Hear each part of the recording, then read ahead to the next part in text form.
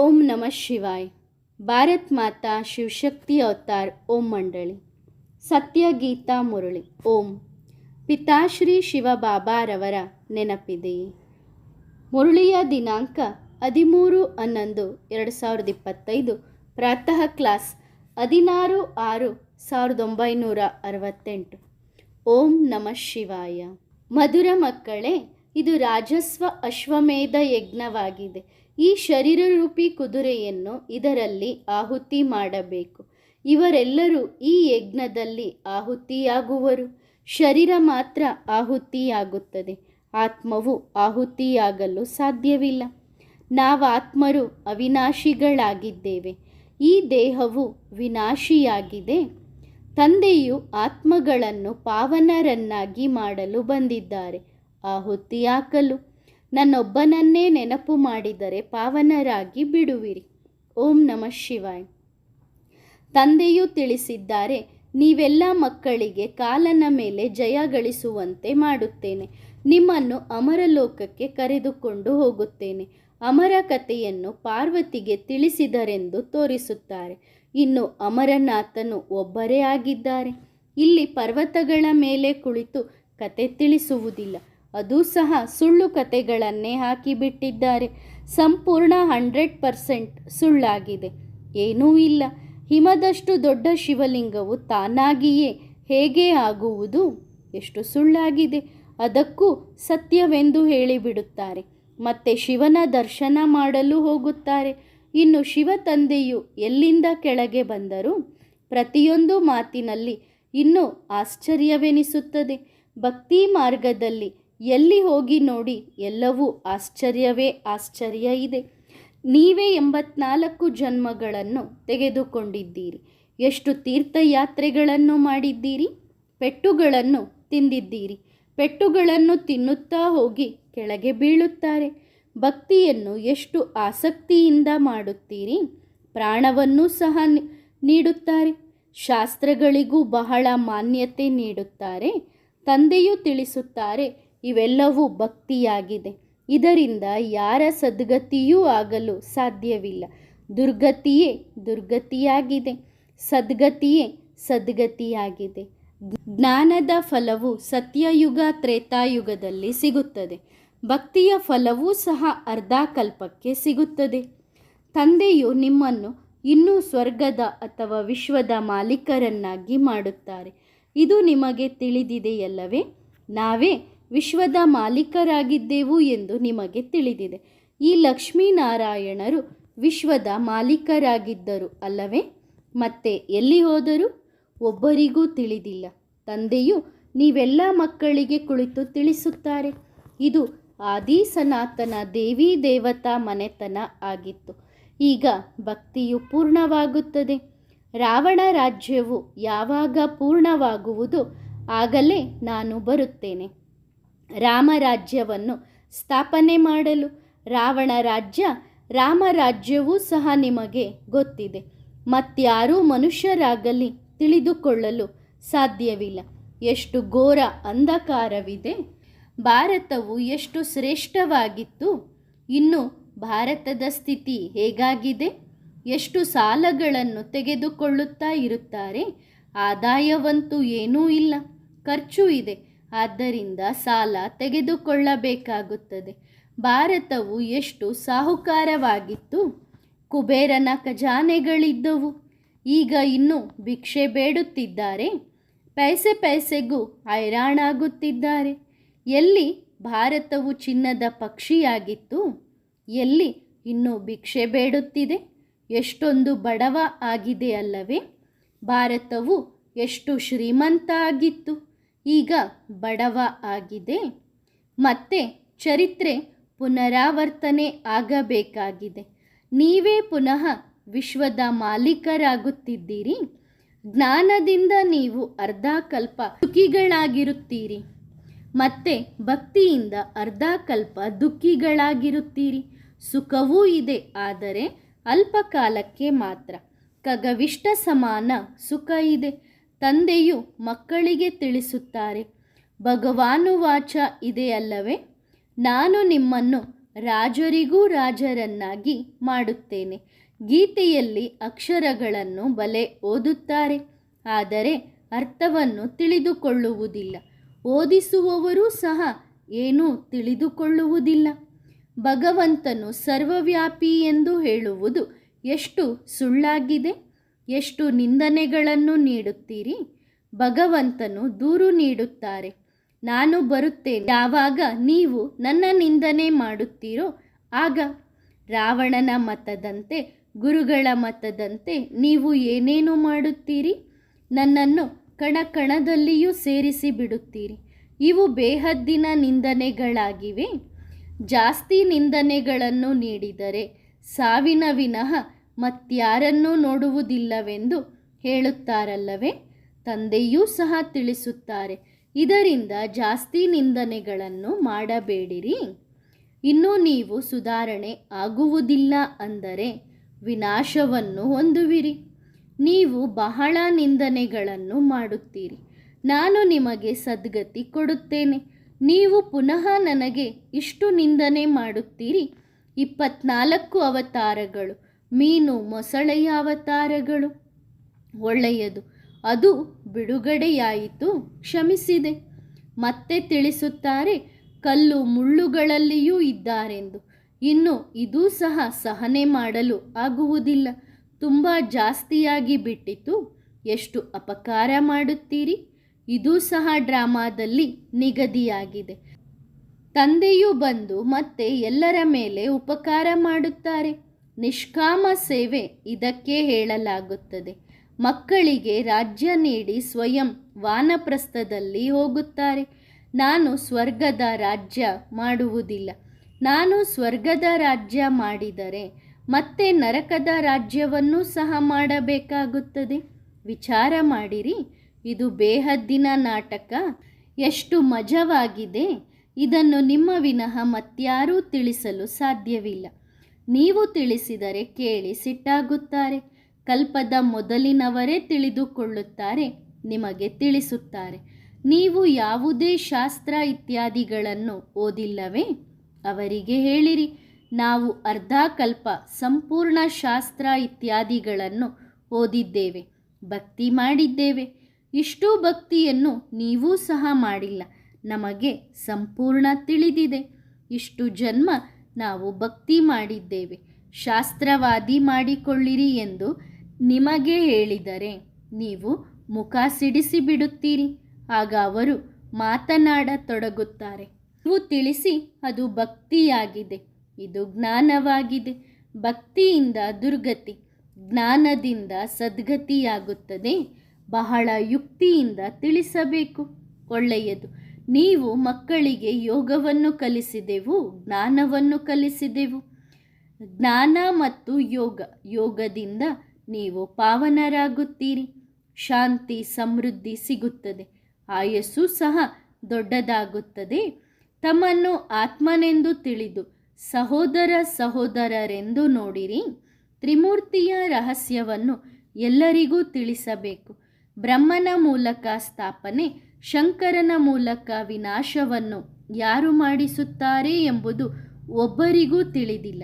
ಏಕೆಂದರೆ ಕಲ್ಪದ ಆಯಸ್ಸನ್ನೇ ದೊಡ್ಡದು ಮಾಡಿಟ್ಟಿದ್ದಾರೆ. ಈಗ ಆ ಮಾತುಗಳನ್ನು ಕೇಳಿ ತಬ್ಬಿಬ್ಬಾಗುತ್ತಾರೆ. ನಿಮಗೆ ಇದು ಹೊಸ ಮಾತಲ್ಲ. ನೀವು ಹೇಳುವಿರಿ, 84 ಜನ್ಮಗಳ ಚಕ್ರ ಪೂರ್ಣವಾಯಿತು, ಮತ್ತೆ ನಾವು ದೇವತೆಗಳು ಆಗುತ್ತೇವೆ ಎಂದು. ದಿನ ಪ್ರತಿದಿನ ಸಹಜವಾಗುತ್ತಾ ಹೋಗುತ್ತದೆ. ತಿಳಿದುಕೊಳ್ಳುತ್ತಾ ಹೋಗುತ್ತಾರೆ, ವೃದ್ಧಿ ಹೊಂದುತ್ತಾ ಹೋಗುತ್ತಾರೆ. 4-5 ಮ್ಯೂಸಿಯಂಗಳು ಇತ್ಯಾದಿ ತೆರೆದರೆ ಇವರು ಬ್ರಹ್ಮ ತಂದೆಯ ಮಕ್ಕಳು ಯಾರೆಂದು ಹೇಳುವರು. ಎಲ್ಲರ ಗಮನ ಹೋಗುವುದು. ನೀವು ಸಹ ಇದನ್ನು ತಿಳಿಸಬೇಕು. ಯಾವಾಗ ಬ್ರಹ್ಮವಂಶೀಯರಾಗುವುದಿಲ್ಲ ಅಲ್ಲಿಯವರೆಗೆ ದೇವತಾ ವಂಶೀಯರಾಗಲು ಸಾಧ್ಯವಿಲ್ಲ. ಬ್ರಾಹ್ಮಣ ಕುಲವೇ ಪುರುಷೋತ್ತಮ ಕುಲವೆಂದು ಹೇಳಲಾಗುತ್ತದೆ. ತಂದೆಯೂ ಓದಿಸುತ್ತಾರೆ. ಇದು ಮಕ್ಕಳಿಗೆ ಅವಶ್ಯವಾಗಿ ತಿಳಿಸಬೇಕಾಗಿದೆ. ಎಲ್ಲ ಆತ್ಮರುಗಳ ತಂದೆ ಅವರು. ತಾನೇ ಶಿಕ್ಷಕರಾಗಿ ಮಕ್ಕಳಿಗೆ ಓದಿಸುತ್ತಾರೆ. ಮತ್ತೆ ಸದ್ಗತಿ ಮಾಡುವ ಗುರುಗಳು ಬೇಕು. ಅವರೂ ಇದ್ದಾರೆ. ನಮ್ಮ ಸದ್ಗತಿಯಾಗುತ್ತದೆ. ಮನುಷ್ಯರಿಂದ ದೇವತೆಗಳಾಗುತ್ತಾರೆ. ಇದು ಹೊಸ ಮಾತಲ್ಲ. ನಮ್ಮ ಕುಲದವರು ಅಲ್ಲದವರು ಎಲ್ಲರೂ ನುಗ್ಗಿಬಿಡುತ್ತಾರೆ. ಯಾರು ಏನೂ ತಿಳಿದುಕೊಳ್ಳುವುದಿಲ್ಲ. ಆಗ ತಂದೆಯೂ ತಿಳಿಸುತ್ತಾರೆ. ನಾನು ಯಾರು, ಹೇಗಿದ್ದೇನೆಂದು ಕೆಲವರೇ ತಿಳಿದುಕೊಳ್ಳುತ್ತಾರೆ. ಇದು ಹೊಸ ಮಾತಾಗಿದೆ. ಮಕ್ಕಳಿಗೆ ವೃದ್ಧಿಯಾಗಬೇಕೇ ಆಗಬೇಕೆಂದು ತಿಳಿದಿದೆ. ನಮಗೆ ಸಂದೇಶ ನೀಡಬೇಕಾಗಿದೆ. ನೀವು ಪೈಗಂಬರರು. ಮನೆ ಮನೆಗೆ ದೊಡ್ಡ ದೊಡ್ಡ ವ್ಯಕ್ತಿಗಳ ಬಳಿಯೂ ಹೋಗುತ್ತೀರಿ ಅಲ್ಲವೇ? ಏಕೆಂದರೆ ದೊಡ್ಡವರ ಮಾತು ಮನುಷ್ಯರಿಗೆ ಚೆನ್ನಾಗಿರುತ್ತದೆ. ಈ ಚಕ್ರವು ತ್ರಿಮೂರ್ತಿಯ ಕೆಳಗೆ. ಇದರ ಮೇಲೆ ನೀವು ಬಹಳ ಚೆನ್ನಾಗಿ ತಿಳಿಸಬಹುದು. ತಂದೆಯೂ ಬಂದು ಪವಿತ್ರವಾದ ಫ್ಯಾಮಿಲಿ ಪ್ಲಾನಿಂಗ್ ಮಾಡುತ್ತಿದ್ದಾರೆ. ಸೂರ್ಯವಂಶಿ, ಚಂದ್ರವಂಶಿ ಸತ್ಯಯುಗ ತ್ರೇತಾಯುಗದಲ್ಲಿ ಬರಲು ಇಷ್ಟೇ ಜನ ಆಗಬೇಕು, ಇಷ್ಟೇ ಆಗಬೇಕೆಂದು ತಂದೆಯು ತಿಳಿಸುತ್ತಾರೆ. ಮಕ್ಕಳೇ, ಮ್ಯೂಸಿಯಂಗಳನ್ನು ತೆರೆಯಿರಿ. ಪ್ರೊಜೆಕ್ಟರ್ ಮೂಲಕ ಸ್ವಲ್ಪ ತಿಳಿದುಕೊಳ್ಳುವರು. ಚಿತ್ರ ಪ್ರದರ್ಶನ ಎಲ್ಲದಕ್ಕಿಂತ ಒಳ್ಳೆಯದು. ಯಾರು ನೋಡುವರೋ ಇನ್ನೊಬ್ಬರನ್ನು ಕರೆದುಕೊಂಡು ಬರುವರು. ಇಂತಹ ಮ್ಯೂಸಿಯಂ ಪ್ರಪಂಚದಲ್ಲಿ ಇರುವುದೇ ಇಲ್ಲ. ಈ ಜ್ಞಾನವನ್ನು ತಂದೆಯೇ ಬಂದು ನೀಡುತ್ತಾರೆ. ಇದು ಹೊಸ ಜ್ಞಾನವೆಂದು ಹೇಳಲಾಗುವುದು. ನೀಡುವವರು ಸಹ ಹೊಸಬರು, ತೆಗೆದುಕೊಳ್ಳುವವರು ಕಲ್ಪದ ಹಿಂದಿನವರೇ ಬರುತ್ತಾ ಇರುತ್ತಾರೆ. ಇದು ಪವಿತ್ರವಾದ ಪ್ರವೃತ್ತಿ ಮಾರ್ಗ. ಬಹಳ ಪಾಯಿಂಟ್ಸ್ಗಳಿವೆ. ಇವುಗಳನ್ನು ತಿಳಿದುಕೊಳ್ಳಲು ಕಡಿಮೆ ಅಂದರೆ 7 ದಿನಗಳು ಅವಶ್ಯವಾಗಿ ಬೇಕು. ನಿಮಗೆ ಪಂಚಾಯಿತಿಯೇ ಇರಲಿಲ್ಲ. ನೀವು ಭಗವಂತನ ಸೇವಾದಾರಿಗಳು ಎಂದು ತಿಳಿದುಕೊಂಡಿದ್ದೀರಿ. ಎಲ್ಲರೂ ಗೌರವ ಕೊಡುತ್ತಿದ್ದರು. ಯಾರಿಗೂ ಶತ್ರುಗಳಿರಲಿಲ್ಲ. ಇದನ್ನೂ ಸಹ ತಿಳಿಸಿದ್ದಾರೆ. ತಮ್ಮನ್ನು ಆತ್ಮನೆಂದು ತಿಳಿದರೆ ಬೇಹದ್ದಿನ ತಂದೆಯ ಆಸ್ತಿಯು ಅವಶ್ಯವಾಗಿ ನೆನಪಿಗೆ ಬರುವುದು. ಬಾಬಾ ನಮಗೆ ರಾಜಯೋಗವನ್ನು ಕಲಿಸುತ್ತಾರೆ. ಬಾಬಾ ಶಿಕ್ಷಕರೂ ಆಗಿದ್ದಾರೆ. ಇವರಂತೂ ಅಂತರ್ಯಾಮಿಗಳಲ್ಲ. ಒಳಗಿನ ಮಾತುಗಳನ್ನು ತಿಳಿದುಕೊಳ್ಳುವುದಿಲ್ಲ. ಭಕ್ತಿಗೆ ಘೋರ ಅಂಧಕಾರವೆಂದು ಹೇಳಲಾಗುತ್ತದೆ. ಜ್ಞಾನ ಸೂರ್ಯ ಪ್ರಕಟವಾದರೆ ಅಜ್ಞಾನ ಅಂಧಕಾರ ವಿನಾಶವಾಗುತ್ತದೆ.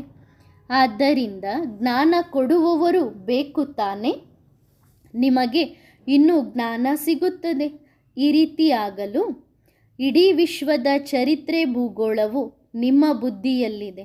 ಒಂದು ವೇಳೆ ನಾನು ತಂದೆಯನ್ನು ನೆನಪು ಮಾಡುವಲ್ಲಿ ತಬ್ಬಿಬ್ಬಾಗುತ್ತೇನೆಂದು ಹೇಳಿದರೆ, ಅಂದರೆ ಗೊಂದಲದಲ್ಲಿ ಬರುತ್ತೇನೆಂದು ಹೇಳಿದರೆ, ಇದು ನಿಮ್ಮ ಅದೃಷ್ಟ. ಪ್ರಾಣಿಗಳಿಗೂ ಸಹ ತಾಯಿ ತಂದೆಯ ನೆನಪು ಬರುತ್ತದೆ. ಹದ್ದಿನ ತಂದೆಯನ್ನು ನೆನಪು ಮಾಡುತ್ತೀರಿ. ಬೇಹದ್ದಿನ ತಂದೆಯನ್ನು ಏಕೆ ನೆನಪು ಮಾಡಲು ಆಗುವುದಿಲ್ಲ? ಇದು ಆಶ್ಚರ್ಯವಲ್ಲವೇ? ತಂದೆಯು ಮಕ್ಕಳಿಗೆ ಅಭಿನಂದನೆ ನೀಡುತ್ತಾರೆ. ತಮಗಾಗಿ ಮಕ್ಕಳು ರಾಜಧಾನಿ ಸ್ಥಾಪನೆ ಮಾಡುತ್ತಿದ್ದೀರಿ. ಅದು ಗುಪ್ತ ವೇಷದಲ್ಲಿ. ನೀವು ಅನಾಮಧೇಯರು, ಆದರೆ ಬಹಳ ಪ್ರಸಿದ್ಧರು. ಈಗ ನಿಮ್ಮ ಬಗ್ಗೆ ಯಾರೂ ತಿಳಿದುಕೊಂಡಿಲ್ಲ.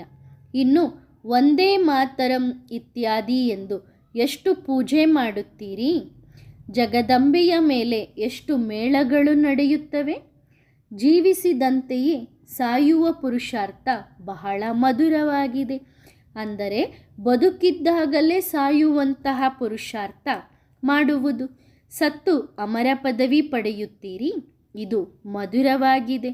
ನೀವು ಅಮರಲೋಕದ ಮಾಲೀಕರಾಗಿದ್ದೀರಿ, ಮತ್ತೆ ಆಗುತ್ತೀರಿ.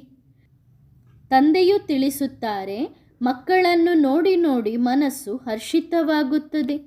ನಮ್ಮ ಮುಂದೆ ಇವರೆಲ್ಲರೂ ಅಮೂಲ್ಯ ರತ್ನಗಳು ಕುಳಿತಿದ್ದೀರಿ. ಗಾಯನವೂ ಇದೆ.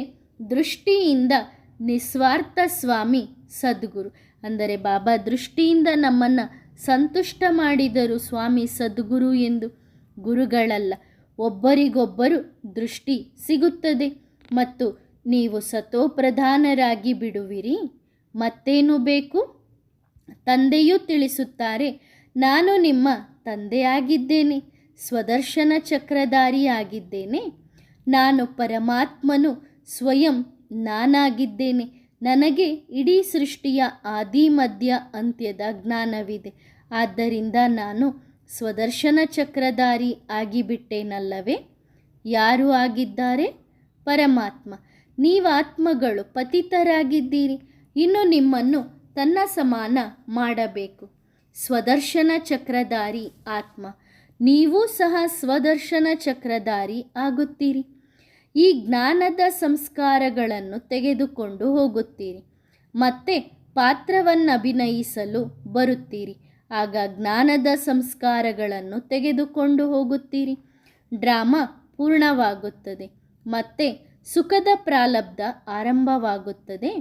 ನಿಮಗೆ ಯಾರಾದರೂ ಶಾಸ್ತ್ರ ಓದಿದ್ದೀರಾ ಎಂದು ಕೇಳಿದರೆ ಅವರಿಗೆ ತಿಳಿಸಿ, ಹೌದು ಹೌದು, ನಾವು ನಿಮಗೆ ಸತ್ಯವನ್ನು ತಿಳಿಸುತ್ತೇವೆ. 2500 ವರ್ಷ ನಾವು ಶಾಸ್ತ್ರ ಓದಿದ್ದೇವೆ. ನೀವು ಇನ್ನು ಈ ಒಂದು ಜನ್ಮಕ್ಕಾಗಿ ಕೇಳುತ್ತೀರಿ. ಆದರೆ ನಾವು 2500 ವರ್ಷ ಓದಿದ್ದೇವೆ. ಎಷ್ಟು ಚೆನ್ನಾಗಿ ನಿಖರವಾದ ಉತ್ತರವನ್ನು ನೀವು ನೀಡುತ್ತೀರಿ. ಕೇಳಿ ಖುಷಿಯಾಗಿ ಬಿಡುತ್ತಾರೆ. ಆದರೆ ಅವರ ಬುದ್ಧಿಯಲ್ಲಿ ಏನೂ ಕೂರುವುದಿಲ್ಲ. ನೀವು ಹೇಳುವಿರಿ, ಖಂಡಿತವಾಗಿ ತಮ್ಮ ಅನುಭವದಿಂದಲೇ. ನೀವು ಪ್ರಶ್ನೆಗೆ ಉತ್ತರವನ್ನೂ ಸಹ ನೀಡಬಹುದು. ನೀವು ಹೇಳುವಿರಿ, ಇವರಂತೂ ಈ ಹೊಸ ಮಾತನ್ನು ತಿಳಿಸಿ ನಾವು ಅರ್ಧ ಕಲ್ಪದಿಂದ ಶಾಸ್ತ್ರ ಇತ್ಯಾದಿಗಳನ್ನು ಓದಿದ್ದೇವೆ. ಜನ್ಮ ಜನ್ಮಾಂತರ ಕಲ್ಪಾಂತರ ನಾವು ಶಾಸ್ತ್ರಗಳನ್ನೇ ಓದುತ್ತಾ ಬಂದಿದ್ದೇವೆ. ಆಗ ಅವರು ಕೂಡಲೇ ಸಂತುಷ್ಟರಾಗಿ ಬಿಡುವರು.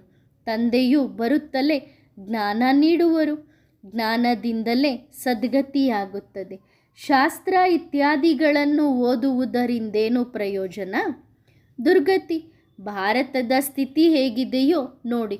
ಸ್ವರ್ಗ ಬೇಕೆಂದು ಬಯಸುತ್ತಾರೆ. ಅದು ಒಬ್ಬ ತಂದೆಯೇ ಸ್ಥಾಪನೆ ಮಾಡುತ್ತಾರೆ.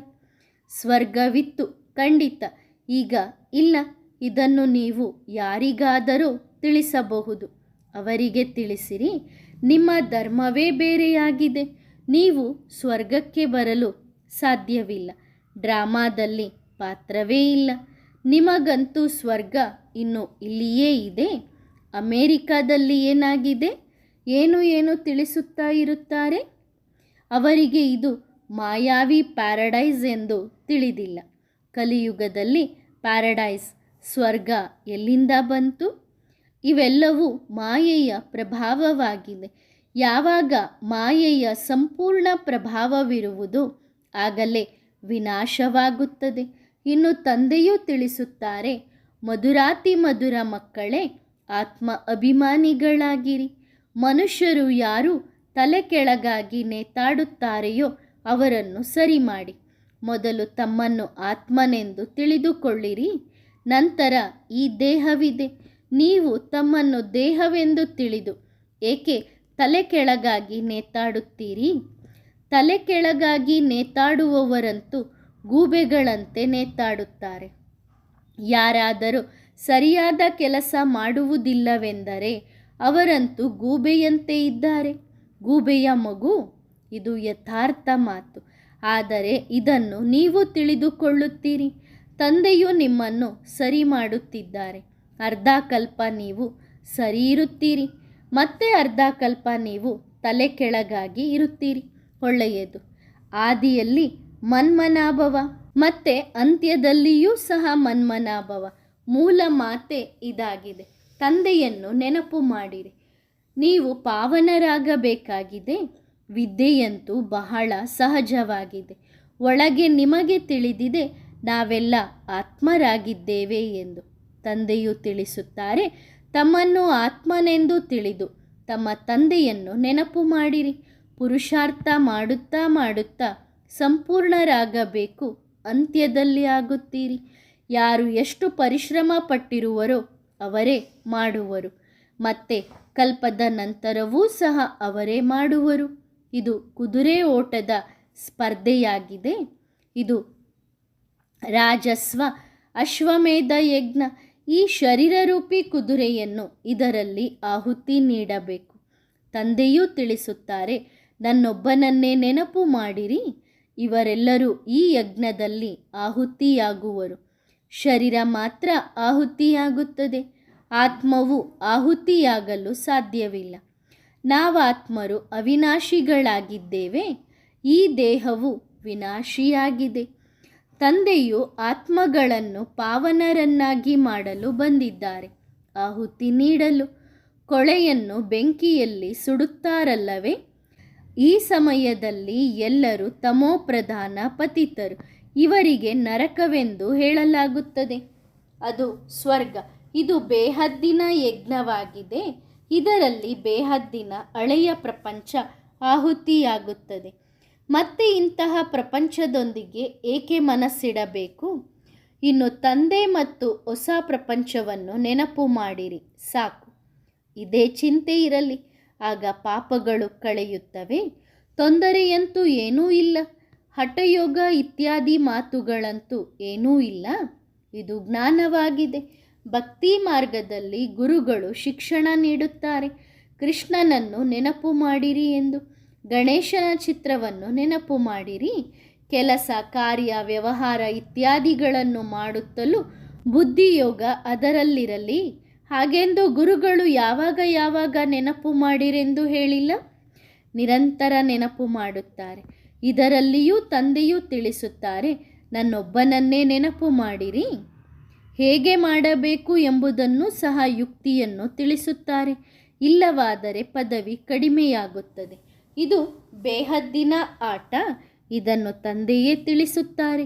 ಈ ಇಡೀ ರಚನೆಯು ಹೇಗೆ ರಚನೆಯಾಗಿದೆ, ಪತಿತರಿಂದ ಪಾವನರು ಹೇಗೆ ಆಗುತ್ತಾರೆ, ಇದನ್ನು ತಂದೆಯೇ ಕುಳಿತು ತಿಳಿಸುತ್ತಾರೆ. ತಂದೆಯೇ ಬಂದು ಎಲ್ಲರನ್ನು ಸುಖಿಗಳನ್ನಾಗಿ ಮಾಡುತ್ತಾರೆ. ಎಲ್ಲರೂ ಬಯಸುತ್ತಾರೆ ವಿಶ್ವದಲ್ಲಿ ಶಾಂತಿ ಇರಲಿ. ಶಾಂತಿ ದೇವನು ಒಬ್ಬರೇ, ತಂದೆಯೇ. ಯಾರು ವಿಶ್ವದಲ್ಲಿ ಶಾಂತಿ ಸ್ಥಾಪನೆ ಮಾಡುತ್ತಾರೆ ಅವರೇ ನಿಜವಾದ ಬಹುಮಾನ ನಿಮಗೆ ಸಿಗುತ್ತದೆ. ನೀವು ವಿಶ್ವದ ಮಾಲೀಕರಾಗುತ್ತೀರಿ. ನಿಮಗೆ ತಿಳಿದಿದೆ, ಇನ್ನು ಯಾರು ಕೋಟ್ಯಾಧಿಪತಿಗಳಾಗಿದ್ದಾರೆಯೋ ಅವರೆಲ್ಲರೂ ಬಡವರಾಗಿ ಬಿಡುವರು. ವಿನಾಶ ಆಗಲೇಬೇಕು. ಸಾಹುಕಾರರು ಬಡವರು, ಬಡವರು ಸಾಹುಕಾರರಾಗುತ್ತಾರೆ. ಇನ್ನು ಯಾರು ಸಾಹುಕಾರರಿದ್ದಾರೆಯೋ ಅವರಿಗೆ ಹಣದಲ್ಲಿ ಬಹಳ ಮಮತ್ವವಿದೆ. ನಿಮಗೆ ಇದು ಪೈಸೆ ಬೆಲೆಯುಳ್ಳದ್ದಾಗಿದೆ ಎಂದು ತಿಳಿದಿದೆ. ಒಳ್ಳೆಯದು. ಮಧುರಾತಿ ಮಧುರ ಅಗಲಿ ಹೋಗಿ ಮರಳಿ ಸಿಕ್ಕಿರುವ ಮಕ್ಕಳಿಗೆ ಆತ್ಮಿಕ ತಂದೆ ಬಾಪ್ ದಾದಾರವರ ನೆನಪು, ಪ್ರೀತಿ ಮತ್ತು ಸುಪ್ರಭಾತ. ಆತ್ಮಿಕ ಮಕ್ಕಳಿಗೆ ನಮಸ್ತೆ. ತಂದೆ ಮತ್ತು ಸ್ವರ್ಗದ ರಾಜ್ಯ ಭಾಗ್ಯ ನೆನಪಿದೆಯೇ? ವರದಾನ: ಮಹಾರಥಿ ಭವ. ನೀವು ಮಕ್ಕಳು ಎಲ್ಲರ ಪಾತ್ರವನ್ನು ಸಾಕ್ಷಿಯಾಗಿ ನೋಡುತ್ತೀರಿ. ಕುದುರೆ ಸವಾರರು ಯಾರು ಮತ್ತು ಮಹಾರಥಿಗಳು ಯಾರು? ಅವರ ಲಕ್ಷಣಗಳನ್ನು ತಿಳಿಸಿರಿ. ಕುದುರೆ ಸವಾರರು ಪ್ರತಿಯೊಂದು ಮಾತಿನಲ್ಲಿ ಪ್ರಶ್ನೆ ಮಾಡುವರು. ಆದರೆ ಮಹಾರಥಿಯ ಲಕ್ಷಣವಾಗಿದೆ ಫುಲ್ ಸ್ಟಾಪ್. ಆದ್ದರಿಂದ ಚೆಕ್ ಮಾಡಿ, ನಾನು ಕುದುರೆ ಸವಾರನೋ ಆಗಿಲ್ಲವೇ? ಒಳ್ಳೆಯದು. ಓಂ ನಮಃ ಶಿವಾಯ.